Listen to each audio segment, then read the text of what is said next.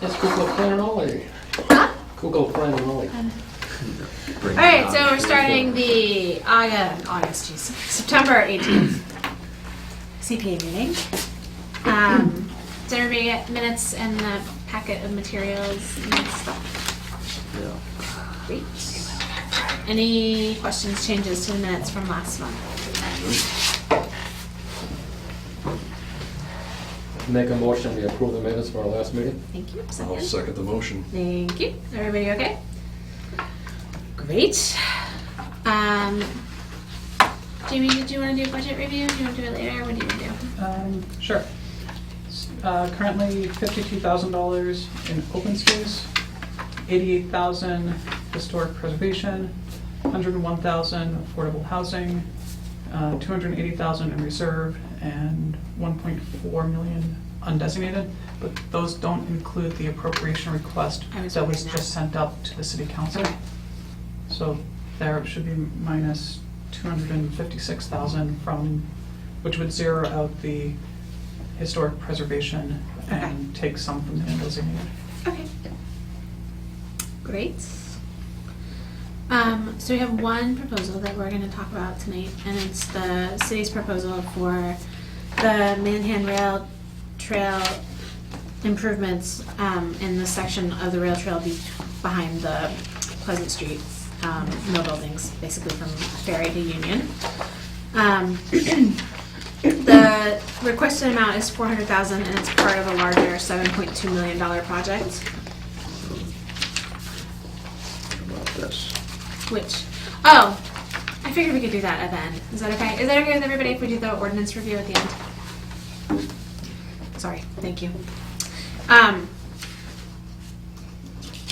So, the city's been funded twice already through the state. They're in for a third funding round for I think 2.9 if I'm remembering right, and asking for our support at $400,000. Yeah, 2.99. So like I said, it's part of a $7.2 million project. The first two phases have been completed. The third phase would be finished in 2016. The first phase has been almost completed. We're in the middle of... Phase two. We have not started phase two. The request that's gone to the state, to MassWorks, is that if we're funded under the MassWorks for phase three, we would be doing phase two and phase three in parallel. So we'd be combining the project into one construction project and putting both of those phases out to bid at the same time. So I'm going to open it up for questions, and Jess is here to give us her spiel from the city's perspective. Sure. So thank you for listening to our proposal tonight. With me as well are two of the mill owners. We have Mike Michon, who's with Mill 180, and Will Bundy from Eastworks. So to just step back a minute to give you a scope of the entire project and what's been happening. So the first phase, we were funded for $2.75 million. That work was to do a completely new underground electrical system, to demo the existing overhead system, and then also to do entire new water lines, fire suppression lines in the back of the mills. So the water line are complete and up and functioning. The electrical is installed and up and running. The mill owners at this point are slowly cutting over. We have 3 of the mill owners that have been cut over to the new system. We have 3 more that need to be cut over. Once the cutovers are complete, then Wamika will come in and demo, and all of that work will be completed by the end of the calendar year. What we're looking to do under phase 2 that has been funded is that would be addressing drainage and stormwater needs for that area. At this point, there's no stormwater happening there at all. It's just kind of sheet flow off the mill straight into the pond. So we're addressing huge environmental issues down there by updating the drainage and getting the stormwater in place. The third phase, as we've requested, is we're requesting from 2 different pots. One is the MassWorks, which we are looking for funding for a retaining wall to put into place so that we can build up to 400 new parking spaces behind Pleasant Street Mills. MassWorks is an economic development funding source. What this money needs to do is be able to help private development. That's a huge part of that grant program. And so with the addition of the new parking spaces behind the mill, that will help these building owners be able to fully build out their building. Right now, they're not at full capacity, and the reason they're not at full capacity is because they don't have the parking infrastructure in place that tenants are looking for in order to move into those buildings. So having the parking space is integral into allowing these building owners to build out. As part of this, and has always been part of our proposal that we've put forth to the state, is to also provide enhancements and more formalized connections from the Manhan Rail Trail, which is directly behind the mills, into this mill area. There are already informal, unsanctioned paths that people create on their own because they're trying to access the mills. They either live in the mills, or they have businesses there, or they're trying to access the restaurants. And there have been paths that have been created over time. What this will be doing is creating more formalized paths so that people can literally go from the trail on their bike and continue up into this area. The intent also is to have a staircase that would have a groove in it so somebody could walk their bike up and walk up the stairs. So since there'll be this retaining wall, there's this ability now to have more amenities along the bike trail, to provide site lighting along the trail. I have a report from 2010 that was provided to me by the Regional Planning Agency. That was a survey done of the Manhan Rail Trail. Now, this was in 2010. One of the components of this was they did a public opinion survey on amenities that people on the trail were looking for. Some of the things they were looking for are more restrooms, water, and lighting is number 3. So providing lighting from Ferry Street all the way down the bike path to Union Street will just enhance this corridor, provide it a safer area, and you know, we've got a pretty significant usage on the trail. Some of the data that was provided to me by the RPA in 2010 was showing 700 users on a Saturday, and that was before the extension to Northampton was built, and that was before the extension to Southampton is built. So I think those numbers will only continue to increase in terms of usership, and by creating a destination area for trail users, I think it'll also increase the usership in this area. So our request to the committee tonight is to fund a portion of this project that is focusing on the rail trail. The importance of this funding to securing this third phase is critical.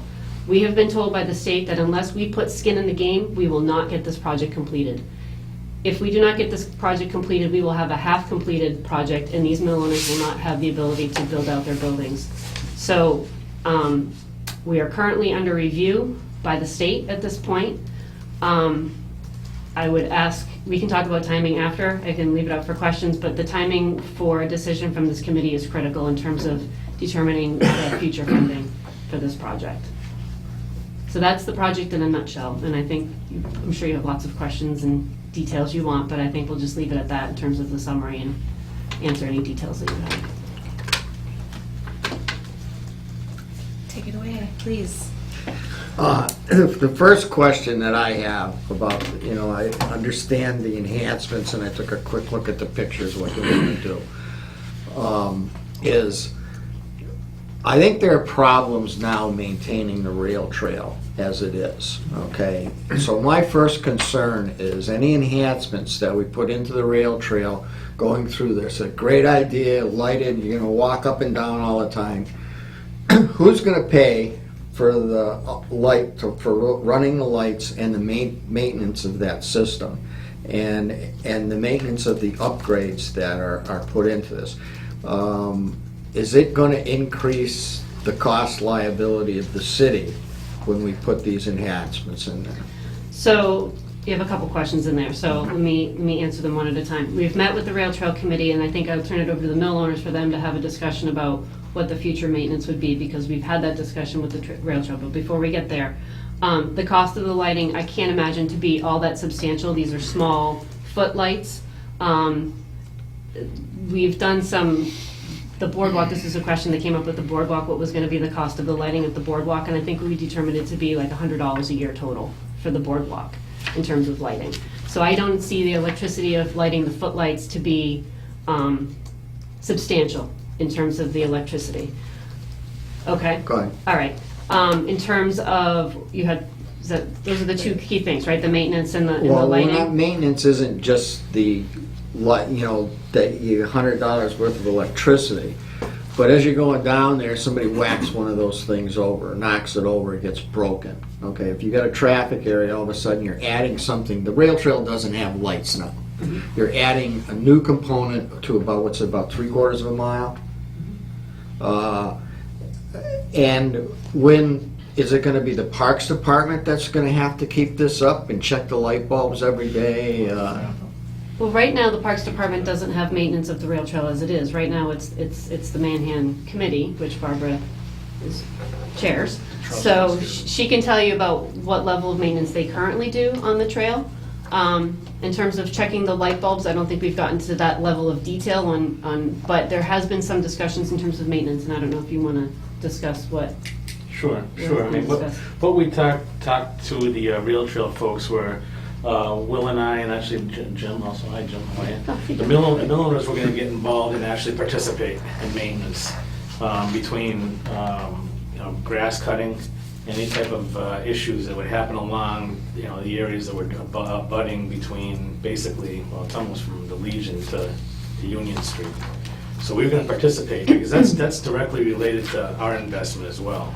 We wanna make sure that this part of the property is maintained. We don't want trash in our backyard. So it's important for us to work together to participate, to make sure that happens. So that's what our game plan is right now. I understand it's a game plan, but when this is an opportunity, I think, for the city and the Rail Trail Committee to take advantage of these guys here in the room who are going to commercially benefit from this. Okay? And that I think that these need to be put into any agreement that this committee or even the rest of the city puts forth, is that the main reason for doing this is for the benefit of the property owners on the stretch there. So what I'm want to make the committee aware of is that there will be maintenance. It's not going to be $100 a year. It's probably going to be close to $2,500 a year, okay, between cleaning up the trash, cutting the grass, and I know the rail trail doesn't have sources of revenue, okay? You're developing a commercial area of this rail trail now, which before it's a linear park that goes through the woods. But this is different. Now, I look at some of the opportunities the rail trail could have if they were willing to do this, is that advertising signs be put up there that could be sold to help pay for this kind of stuff. And if we go forward with this, I think we need language in the agreement that's binding for the properties owners to take over the maintenance of this section of the trail, because they're the ones who are going to commercially benefit from it. I think that's all I got for now. I think one of your points is pretty valid. We did discuss about advertising and, basically having some sort of a kiosk and leasing space on that to businesses throughout that area. So that is something that we didn't get into detail about, but that is something for sure that, we can talk further with the rail trail folks, because that, can you bring that up at the... Right, yeah. There was a difference of opinion with a few people, but I'll just jump in there. Right now, that brushy area between the trail and the mills is horrendous, and it's a huge maintenance issue because we just had to have the DPW go out there and chop it down because it becomes like a jungle. So truthfully, getting that cleared up will be a big deal. And I think that at the meeting, we were, at least myself, I just wanted it to be known that, the maintenance has to be, whatever is planted has to be carefully chosen, and it has to be simple. It should be something we have another section of the trail that's become a nightmare because of too many bushes. And like the benches, we have to be careful about where we put them because they can be gathering spots. So we kind of discussed all that. In advertising, we've really done all we could to keep signs we don't want signs on the trail, but we have talked about wayfinding signs on other sections of the trail where you could sell, have one thing with a bunch of businesses that would run. So there are, but the committee, we're thrilled to get that cleaned up. That would be a good thing, and if we could just make it simpler grass and some shrubs and just, but obviously we would be looking for the mill owners to take a big part in that maintenance of that area. And if I could just address a little, there is money now in the council budget, the last two budget sessions, there is actually money been placed in there for rail trail maintenance. The prior administration started that, when the time I said it's gonna be a creep, and every year it's been creeping.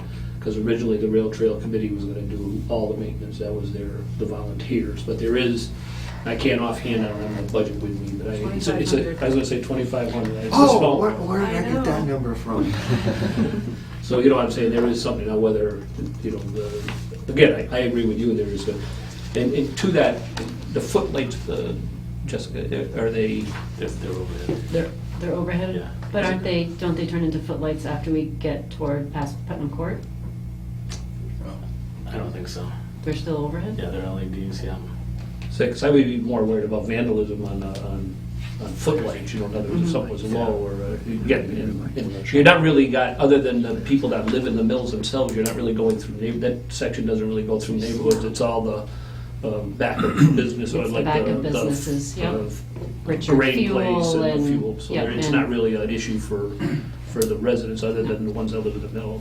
They're all, most of those are up, at least in Wills, are up high. I mean, Correct. probably up above the lighting, I would assume. I think what's gonna happen though, as this progresses, is it's only gonna make it safer. And that issue that was between vandalism and anything else that happens in the park is gonna pretty much go away, because it's gonna be very visible then. And there's more people that will actually be using the trail. I mean, people won't walk down there, you know, now, or Right later now, at night, you know what I mean? It's a little scary, but once it's illuminated, that's the whole idea here, is to And it's really. going all the way from Union Street to there. Exactly, and then, you know, the more residential that comes into these mills, it's great, because now you have eyes everywhere, you know, it's, So they'll just be illuminated all night long? they'll be on a photo cell, so it'll be an LED on off with dusk to dawn. So even when the whole rail trail is covered with 2 feet of snow, Which was my question. Well, is we it can- gonna that's get plowed? something- is it gonna be on That's- throughout the There's no wintertime plan too, to or- plow the trail at this Yeah, point. right. And to be honest, I went back and looked in this report, and it was, out of the 21 things listed that people wanted on the trail, it was number 18 was snow removal. I mean, I think there's a significant amount of people that actually do ski the trail and snowshoe it, Well, so. I'm really more asking whether you're planning on lighting it during the periods when very few people actually use the trail and it's covered with a sheet of ice, or, No, that you know. wouldn't be wise, no. If you could shut them off. You could. We could just the way we wire them. Well, so that was one of my questions, is about plowing, which isn't gonna happen. It's not part of this project anyway. I mean, that if the trail committee or if DPW or somebody else wants to take that up, that's, The city owns the little sidewalk plower things, right? Yeah, Okay. the Department of Public Works is, it sounds like it shifted from the Parks Department to the DPW, is where it's smart guys. Yeah, I mean, regarding snow plowing, that would just open up a whole other can of worms, because then you have to be talking about ice and, you know, ice Sanding melt, and- sanding, and I think that. It's a liability. Too much, exactly.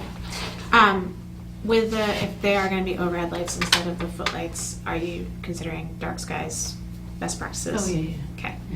And then the third thing is, I noticed, and this is my own personal bias, that there's a plan to put trails down to the pond.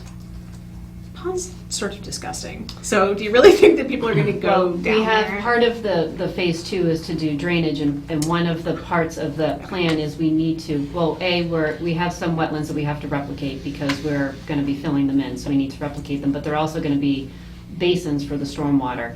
And while we have basins for stormwater that's near the pond, let's enhance those and create at least a pathway that goes down there. If somebody wants to sit and look over the pond, they certainly can.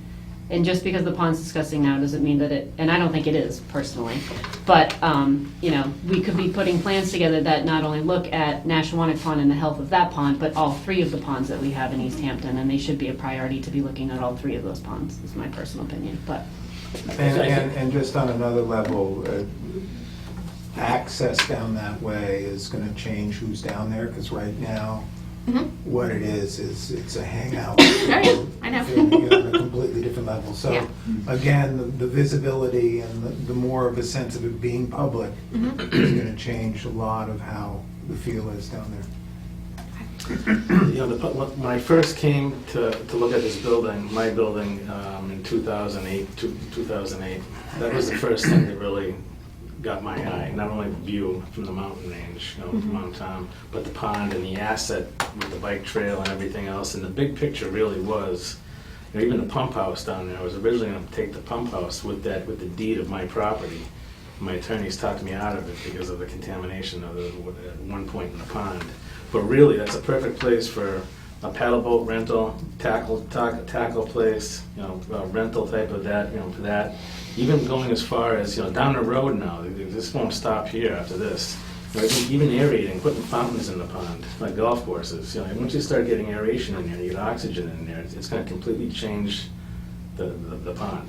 And that would be something that I would be interested in doing, you know, doing some selective tree cutting down through there, so it opens it up so you don't have kids at night going down through there, and really having something. This is an asset to the city of Easthampton that I really think needs to be, you know, jumped on here.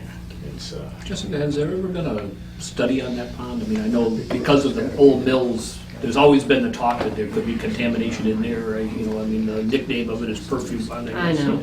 You know, again, I don't know if there was ever a formal study, to your knowledge, again. To my I don't know knowledge, that's no, not- but that doesn't mean it didn't happen. I personally, this is my personal opinion, this is just me. I feel like there's a lot of effort and focus on Nashwanik Pond, as well it should be, because it is the center of the town, but we have 3 ponds that are all connected and are all assets, and people fish on Lower Mill Pond, and they say the fishing is better there, quite frankly. So, you know, I'd like to see some focus on all 3 of those ponds, and that the ponds committee not only look at Nash Pond, but also maybe incorporate the other ponds in their focus as well. But that's just my Yeah, personal. all you need is about 15 million in 20 years. Sure, it's like that, right? A basic question for you is the 400 that you're requesting from the CPA, if for some reason the state turns you down, are you still looking for the 400? I guess that's, you know, No, yeah, what I'm saying is it's this, in- I know you said the state's looking for a good effort from the city to support the Skin in the project. game.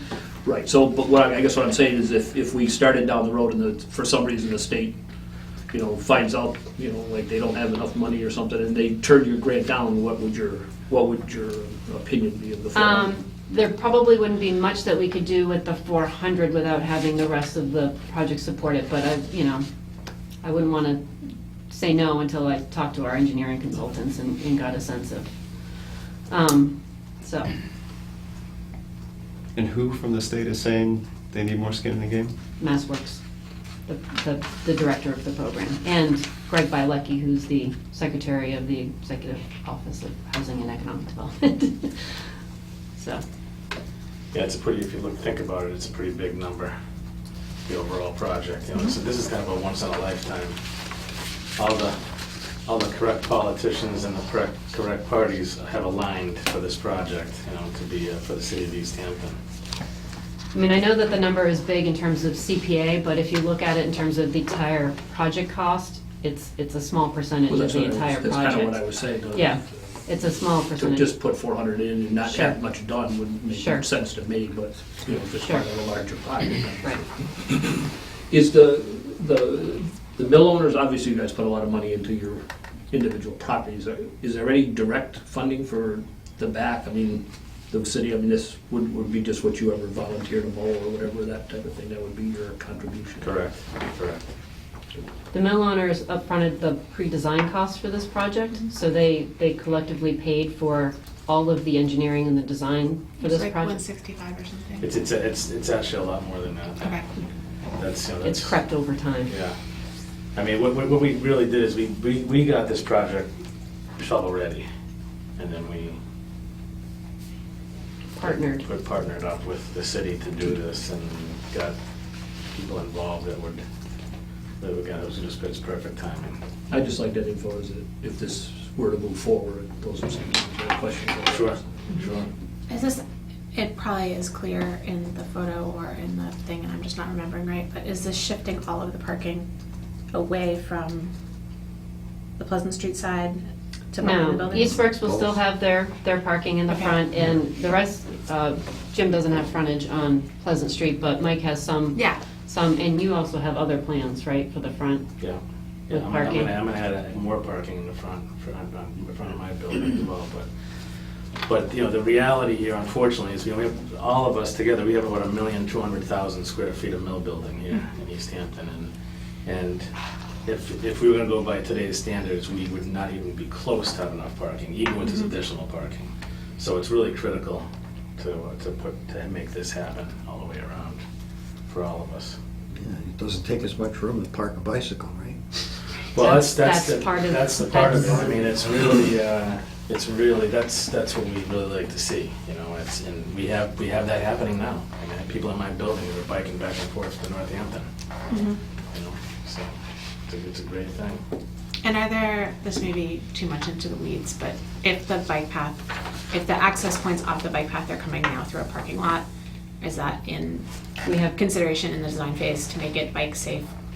It's Through a bike parking safe lot. and And ADA, Yeah. it's ADA compliant, which that area's Not right now. Unless you have an all-terrain vehicle.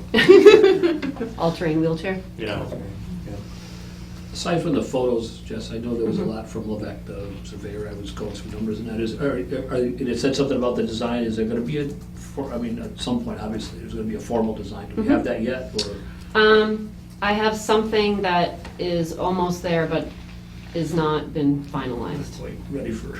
Yeah. Well, I mean, we have a plan. I mean, we have an overall plan, obviously, that the engineering is done. So you have a plan view. So you have to literally take probably 6 pages, because it's over, you know, just between Yeah. It's, the Yes. Legion and the end of Will's building. It's almost, yeah, you know, it's 6 almost pages 4,000 feet. for each section. So for the site prep, there's 6 pages. For the engineering and drainage, is 6 pages. For plantings, so, yeah. That's 4,000 feet? Yeah, it's over a mile to Union Street. I didn't think it was that far. If you run it, you would know that. Hey, I split 2 cords of wood today, what did you do? I mean, that was the other thing. I just wanted to talk about two other major things that happened here when I first came to Easthampton for this building. Because I talked to Dave Motter and again Stuart Beckley and DPW engineering department. Their big thing that they had on the agenda was really to get a water main from one side of the town to the other. And with this grant, not only do we get the water, fire suppression and drinking water for the city of Easthampton from one side to the other, we also added lateral connections. For now we have adequate fire suppression for these mills, and God forbid something ever would happen. As well as Western Mass Electric kicking in their significant amount of money to literally bring the power in Easthampton up to the 21st century. So I mean, now you're connecting in multiple locations. Not only are you connecting with the mills, but you're upgrading a lot of the power throughout the city. What % occupancy do you guys think you have now? I should know that off the top of my head. That's a very good question. I have in my building, the second floor right now is not occupied, but I have leases in place for me to complete construction, starting actually October 1st. My third floor is 85% leased. My first floor is 100% leased. So that's the other part that what we've done with the MassWorks grant is we've aligned our construction schedule and the amount of money that we're going to put into our buildings with the MassWorks grant. Obviously, the state would not just give the city and private developers a chance at this unless they had some sort of plan and a schedule. So we have scheduled our buildings to align with this project. Are you live space also, or are you just work space? I'm at both. I'm Okay. actually industrial, commercial, residential, and eventually there may even be a small retail area as well as a restaurant. And Will, what's your occupancy right now, do you know? Well, I have, it's about 360,000 square feet of what would be rentable square feet, but about 80,000 of that is undeveloped because it just falls outside of the parameters of what we're able to do without this. And of that remaining space, we're, residential, the top floor is 100%. The third floor is probably, just given the configuration, somewhere around 60-65%. The second floor is 100%. The first floor is a lot more spotty and a lot isn't developed, but I'd say it's around 50%. And then the basement is, in the outlying areas, it's probably about 90%.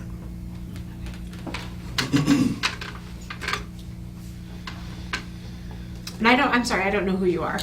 My name's Jim. Hi, Jim. Hi, how you doing? The You wanna know the occupancy? brickyard. The brickyard. Okay. Where Abandoned Brewery is. Okay, gotcha. My occupancy is about 35% at the moment. Okay. I'm waiting to hear, I'm working on a contract with another tenant that'll bring me up to about 55, and I'm waiting, well, to echo Mike, part of this is kind of being aligned with what's happening kind of outside my front door. I don't necessarily have to wait until it's complete, of course, but I'm hoping to begin before the end of the year, beginning of the next year, on residential units on my top floors, which will bring my occupancy up to about 75%. Okay.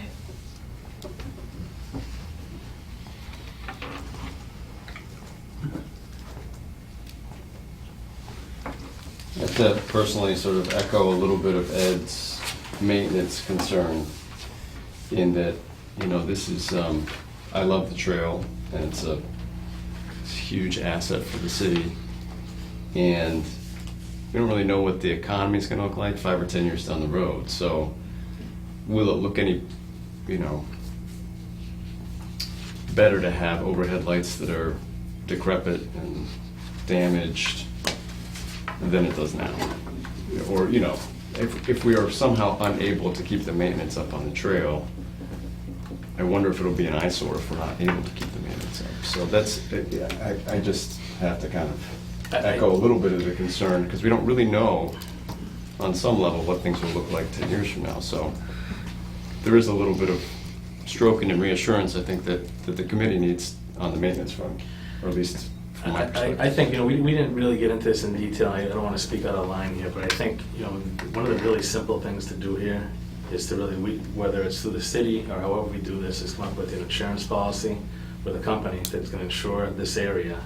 And then, whoever would be in charge of maintaining it would have that insurance policy. If something gets damaged, you're not reaching out of your pocket to replace a couple $1,000 light fixture. What's difficult with that is the city is self-insured. Okay, so I'm not sure that would work. Is one of the funding mechanisms is going to end up being political, okay? And the fact of the matter is if these guys go from 85 or 50% occupancies in an area, it becomes new growth in the tax revenue. So that means when this goes through, they get more parking places, they're going to be paying higher taxes. The question is how do we get the money from their tax revenue to the Manhan Trail? Okay, so that's one of these things for the people watching on that stupid camera over there, is to make sure that when these guys start paying higher taxes, okay, that money gets to Barbara's committee to be able to pay for the maintenance on this, okay? Now, I want these guys to feel responsible, but they're ponying up already. But what we've got to make sure is that as this section of the community grows, that those revenues go to maintain that rail trail, whether it's through the Parks Department or the Highway Department. Somebody's got to make sure the money gets there. And that's the responsibility of the city council and the mayor. Can I just follow up on just the question of what will we have in 10 years? Okay, so I'm coming up on 18 years of being here and doing this project. Don't sound so tired. Well, I remember when he didn't have to pay any taxes. It's an exhausting concept. I'm so happy to have cohorts, and they seem to be even more cheerful than I am. So but just my awareness is that people come to Easthampton, and I was just at some of these planning shows that people have been doing around town and everything like that. And to a person, when people would talk about Easthampton, whether they'd arrived in in the 90s and 2000, in the teens, they all felt like they'd arrived when Easthampton was really happening. And I don't see that arc changing in the near future. And what I'm aware of, and when we talk about like the residential and those components, I don't know if you all remember what Pleasant Street was like in front of my building back in 1996, but it was a scary stretch of walk, and it was really not pleasant. And the residential came, and all of a sudden that walk became a little bit easier. And the bike path, and the power of the bike path, I remember when it was a sand ditch that people were going all-terrain vehicles, where basically people that were really kind of scary were using it as their shortcut downtown. And as soon as that blacktop got put in, all of a sudden there were families walking out literally the day after. So I have a different perspective about this kind of stuff, that the enhancements, whether it's the tax base, whichever tax base you're going to talk about, the fact is that when it's light out, that's a way that I like to walk into town, even if I'm going up over to Main Street. It's just a nice way to go to town. So with lighting and what will happen there at night and what that's going to do in terms of economic development on Union Street, which is a challenging street. You know, basically Easthampton has the longest main drag per capita probably in the United States, as far as I can tell. So it's a real challenge, but I think this creates those kind of linkages that are just going to grow. So that, I just wanted to say that. And just to feed off that, the ECA Plus committee has already appropriated $10,000 to be used for public art in this area when this project is completed. So whether that's a mural on the retaining wall, whether those are artist-designed benches, whether that's an actual sculpture. Statue of me. Statue of Ed. We already promised you that for some other project. It's going to be Ed statues on every project. Instead of a CPA sign, it's a sculpture of Ed. Yeah. Is that like Finding Waldo? So there's there was going to be a cultural element that will be added to this project when it's completed as well, and that money has already been appropriated by the committee. So I don't want to sound like a pessimist, because I actually really think it's a great plan, and the vision for it is fantastic. There's always just, I think there's a great chance of it flowering into exactly what you gentlemen want it to be, and what I think the large proportion of our constituents here in Easthampton want as well. And there's also contingencies, so. No, and I appreciated the question because it allowed me to say that. So Yeah. I know that it's not, Yeah. they're not contradictory statements, they're Yeah. just more part of the pie. Yeah. Jess, do you want to talk a little bit about the state's timeline? yes, so this has always been an aggressive grant in terms of turning it in and their turnaround for decision making.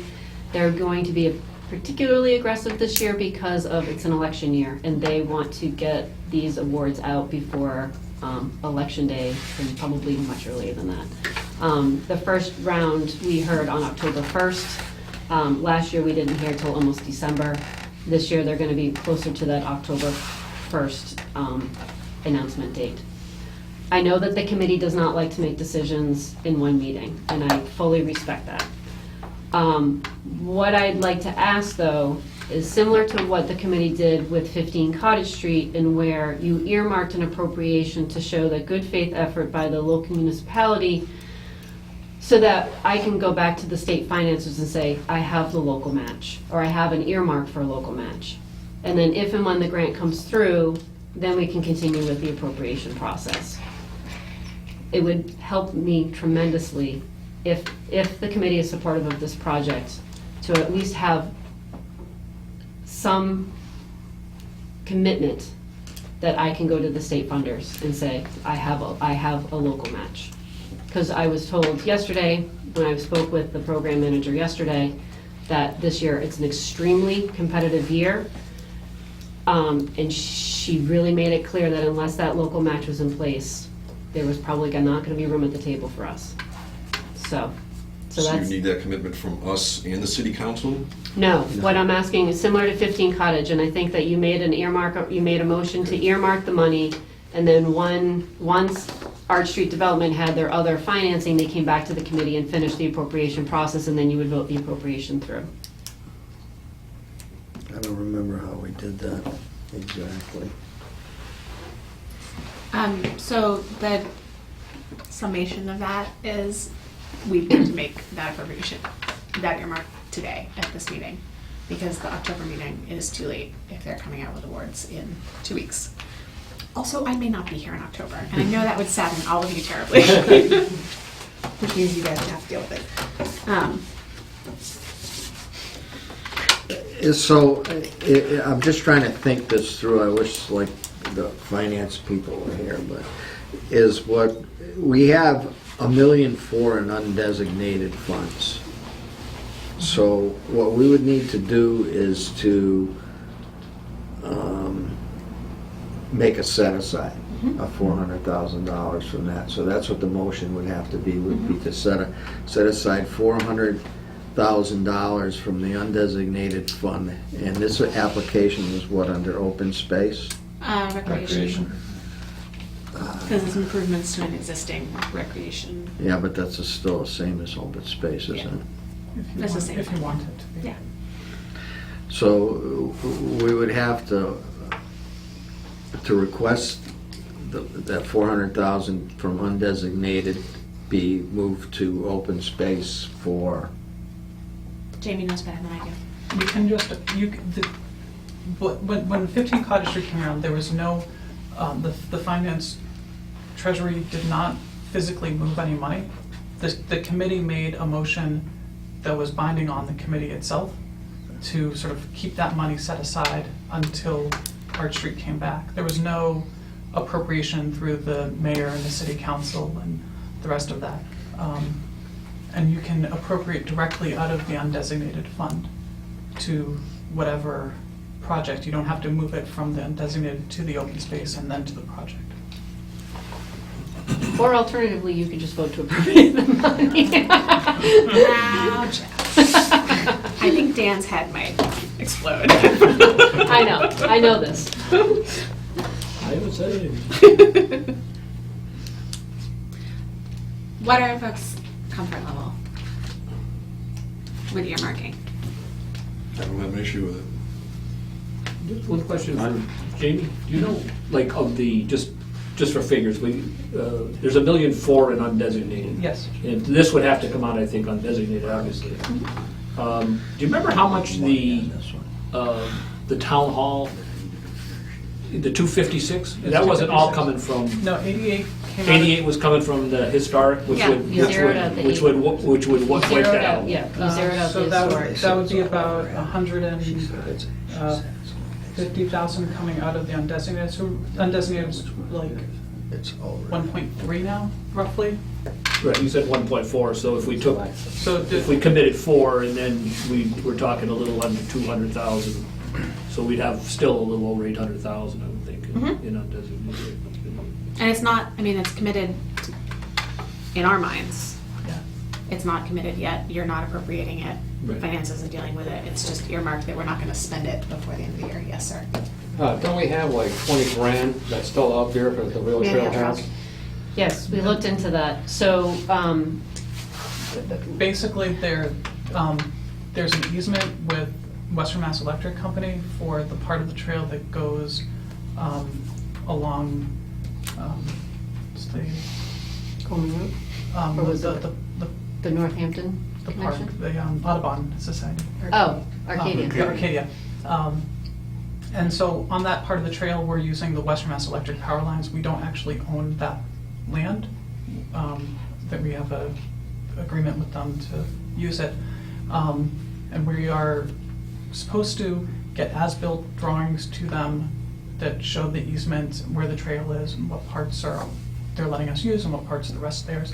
And that money has been set aside for that process, but we haven't not yet completed that process. So once those plans are drawn up, the rest of the money would be returned back to the committee.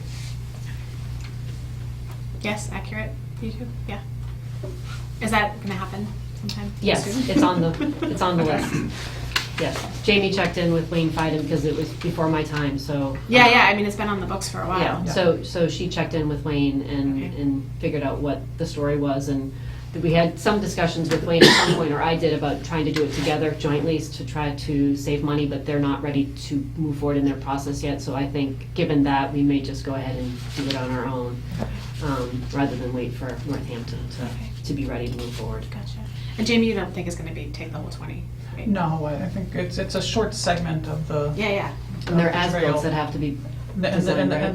yeah, so Time Bond did the initial design, so they would go out and just make sure that the plans that they gave for construction documents were, built exactly where They said they they were said they going are, to. and then that's it. So I mean, Okay, I don't want to throw out a number, but right. We I have no would think idea. of under 10. Okay. I don't want to throw that out. If you say it, it might be that. Just out of curiosity, I know it's nothing to do with this, but who takes care of Northampton's section of the rail trail? DPW, Northampton DPW. Because you can see a distinct difference between Easthampton, where Easthampton's trail stops, and Northampton starts. You can just see a big difference in all the encroachment of the plants and the trees, and I mean, it's like night and day if you ever walked up there. I've been up there plenty of times, walking from the Easthampton to the Northampton side, and it's like, you can just see the difference. Easthampton's mowed, and it looks nice. Nice. And Northampton side, I'm not saying it doesn't look good, but it's not like Easthampton side. Waste Hamp's all volunteers. Well, no, we do hire out the mowing, so we don't do that ourselves. You do all that for $2,500 a year? We pay Better Pathways of Southampton $275 per mowing. But there are sections of the trail that other people mow. We have some good volunteers along Lovefield Street. I was gonna say, and- there's that nice guy that mows along Woodfield. Yeah, so, and Williston does some, so here and there, they're spotty, but they charge us, they give us a deal. We want to keep them. Yeah. It's unfortunate there isn't some kind of standard that can be, applied to the whole trail from one side to the other. Each community has to do their Yeah. own thing. It's like states' rights, now there's community rights. Why don't you go over to public speak at the Tell them. Harry? As long as you back me up, I'll go. And give them your opinion, Harry. I'm sure they'll be welcoming my I would opinion. love to be a fly on the wall on that meeting. You bring back, Volunteer for one of their committees. bring back the county system and you got it solved, right? I could, if I went up there and get in trouble, I could, just go up there. All right. Unfortunately, I wouldn't get any boards when I got back. All right, so I know that maybe not Mr. Schwarko, but that end of the table, we're good with potentially earmarking. Well, are we comfortable making an out-of-schedule funding decision also, because that's Well, it's one not of a our- full, it's just an earmark though. Right, okay, And we could word it to be funded in okay. November, Yeah. round of funding. Yep. How's this side of the table feeling about an earmark? I don't really have a problem with it, but I'd like to hear what somebody's gonna come up for a motion, how it's gonna be worded. I don't know exactly how we would word it. Do you Yeah, have because that? earmark kind of The one rings a that was pork. for Right. 15 Cottage Set aside or a- was along the lines of a motion to set aside $200,000 for affordable housing at the 15 Cottage Street development for 9 months, was, I believe, the wording. That we use for Arch. Yep. And then there was not an appropriation, but it was carefully, it was set aside or reserve, it was reserve funding for $200,000 for 9 months. So there was a time limit for which the committee said, we're going to take this back after. I would support wording like that.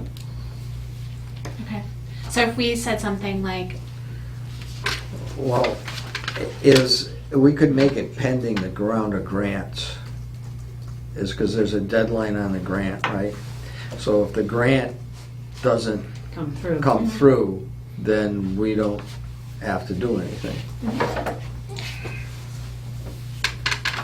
So we could make it contingent on the receipt of, commit $400,000, contingent on the receipt of the grant. That work?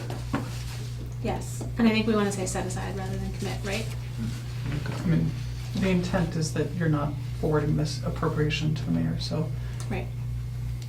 but yeah. So maybe something along the lines of setting aside $400,000 for. Do we have to say undesignated, Jimmy? Sorry that I'm an idiot about this stuff. No, I mean, if from you want to undesignated. choose which account it's coming Yeah, from. it'd but, have to, that's the only one that's got enough money.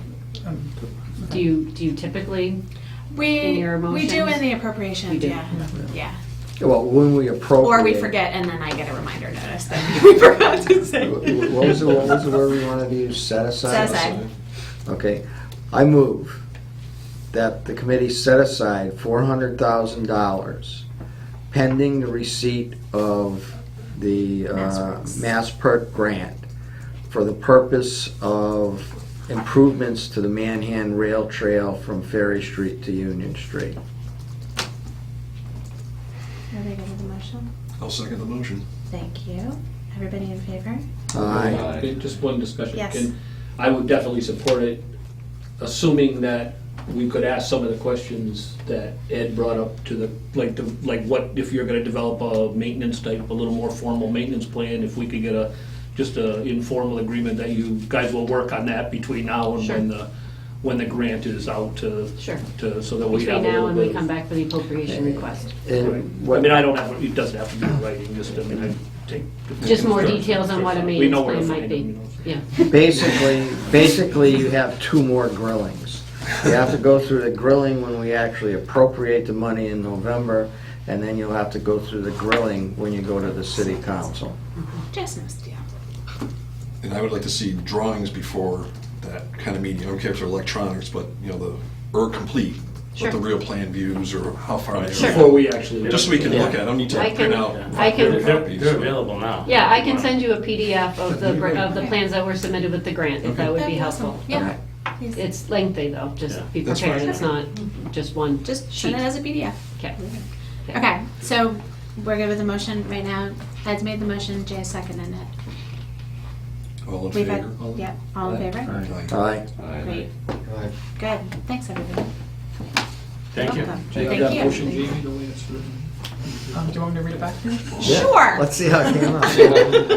Motion to set aside $400,000 from the undesignated fund pending the receipt of the MassWorks grant for the purposes of improving the Manhan Rail Trail from Ferry Street to Union Street. Perfect, Great, good. great. Thank you, Thanks, everybody. folks, appreciate it. Thank you. Hopefully we'll be back. I know. Be successful. Good luck with the state. Thank you. Yeah, of course. All right, so we have one other thing that I want to get through, unless there's anybody here for public speak. No. Okay, thanks guys. Now we have to do with the law. Yes, the law. So, Jamie, do you want to give the quick complete Sure, of why we're doing this? So came to my attention when we were doing the preservation plan this year, because the state law had changed from the previous year. I was looking at our general ordinances, and there was a lot of inconsistencies between the state law and the city's ordinance. And so I thought it should be updated, and I took a crack at making a proposal for how I would include the changes to the state's law, and then to include definitions to make our ordinance more clear.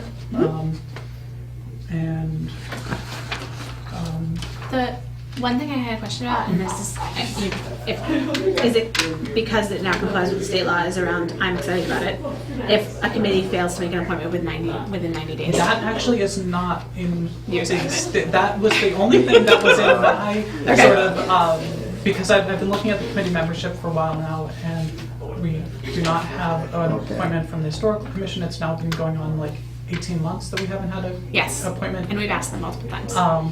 And I went back also to see if the ordinance allowed the mayor to do that, and it only allows the mayor to do that if the committee disbands or dissolves. So, I've got a couple comments. Yeah. Okay, That's- that was originally put in the law for a reason. right. Okay? And so there's a lot in this that I haven't had a chance to really go through this. My first question on this was this coming from the City Council Ordinance Committee, No. or was this coming from the Planning Department? This is coming from me for the Okay, planning now- department, and it was intended that if the committee wanted to do this, that then they would forward, after discussion and recommendations and changes, that they would then forward whatever comes out of that process to the ordinance subcommittee or to the city council, whichever the process is. I've got a problem adding a lot to the law, okay? Because the ordinance was originally made simple so that you didn't have a lot of constrictions. Now, I don't know I haven't really taken a close look at this, but it seems like there's a lot of blue on here. A lot of them, well, the whole last section is all updating A lot of definitions. definitions. and- So it's the And- sections 5, 6, 7, and 8. And why do we need definitions in the ordinance? Why do we want to have a law that defines something? We could not. They are in the state law. The reason why I included some of them was because they seem to be relevant to the committee. The committee sometimes has questions about what is allowed through historic preservation or allowed through, what the cutoffs are for low or moderate income.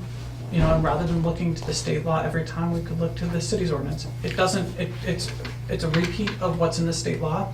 And so many times, ordinances run into trouble because the city would make its own ordinance to attempt to comply with state law, with Mass General law, and I have a real problem tinkering with our ordinances, especially one that's simple, has worked for 18 years. If there are actually errors in it, I can see changing it, but you're talking about changing law, not regulations, not our own rules, but you're going into the boilerplate of what makes this committee exist. And when I see more than 50% blue in the law here, I got a problem with it. It's just a recommendation. So, Okay, I it's mean, my recommendation that we don't, if it ain't broke, we don't fix it. I would say with the exception of things that are errors that need to then be changed to comply with the state law. An error or an omission, I concur that that's when an ordinance needs to be tweaked. But I'm a firm believer in the less the law says, the better off we are. Dan, do you have thoughts on this? Because I'm. No, I mean, a lot of it was, again, I realize it was just clarification, but I mean, I don't have a problem with it if it's in state law, keep it in the state law. I mean, we have to abide by the state law anyway. I mean, we can't, whether it's in the ordinance or not, I mean, we have to abide, we can't suddenly change what defines affordable housing, or Yeah, we can't really right. define, One thing I did notice, Jamie, there was, early on in the changes, I don't have it in front of me, but Ed has it there. It talks about a regional, it's like on page 1, regional. Is that something that was changed? That was changed with the most recent, So where we could, I was just surprised when I saw that, because I didn't know, because, so we could actually do something, say, with Northampton on the rail trail. well, we can if. No, I'm just I mean, using that. The state law allows that, and requires the committee to study the needs, possibilities, and resources, so it's a question of like, in my mind, of when we do things that comply with the state law but don't comply with the city's ordinance, how do we resolve that conflict? And so I sought to bring in those changes into our ordinance and to clarify our ordinance by adding in the pieces that I thought were missing. But I mean, we don't have to make I really just wanted to bring this to the committee for this meeting to sort of start this discussion and so that everyone would have some time to look it over and, we can continue this discussion another time. And I think that's my preference is that Yeah. we at least wait until at least next month to sort of make some sort of. Yeah, but if people had, comments in the meantime, things that they really didn't like, things that they really want to see changed, outside of the meeting tonight, you can email me, you can talk to me, and, I can redistribute based off what I hear from comments, for the next meeting. So, I mean, I've heard one thing, that nothing should change. Yeah. And other than that, I haven't really heard a lot, other than, I'm We're going two from minds. four I'm sort of in sections. agreement with Dan around, if it's already in the state law, particularly around the definitions, I don't know if we need to put it in the ordinance. But I would like to make sure that whatever we have in there does comply with the new changes to the state law. yeah. We don't want to be out of code. It's not code. Step. Yeah. Beyond that, I don't know if other folks have thoughts about it. We can move it over. Yeah. Give us a chance to, again, I've read it a couple times, and as I said, most of it was kind of the point of it, but. Yeah, I just don't believe that Which is the fine. law should be complex. I don't have a problem taking like all the definitions and not putting them in the ordinance, but I would like to go through the first part, especially where there's a few changes, and see if there's something that we should put in. So This would still have to go through ordinance. Still gotta go to the city council, gotta go through ordinance, gotta be, so. Who's running the ordinance now? Salem. He's Salem. been around long enough, he should know that. All right. So we're gonna talk about this next month. Only if you're here. Only if you're here. Only if you're It here. will be. Who Only if knows? you're here. Who knows? I think that's it for tonight. Yes. Yep, so send me your comments in regards to the ordinance. And if I don't hear anything, the next one will be this one, but I will also, the committee can sort of decide whether or not we want to do the definitions or not. Strike Article 5 through 8 in here. All right. We're concluding the meeting. Jay, you want to shut the camera off? We get motion Move to adjourn. You guys always are so particular about that. All in favor? Thank you. Hey!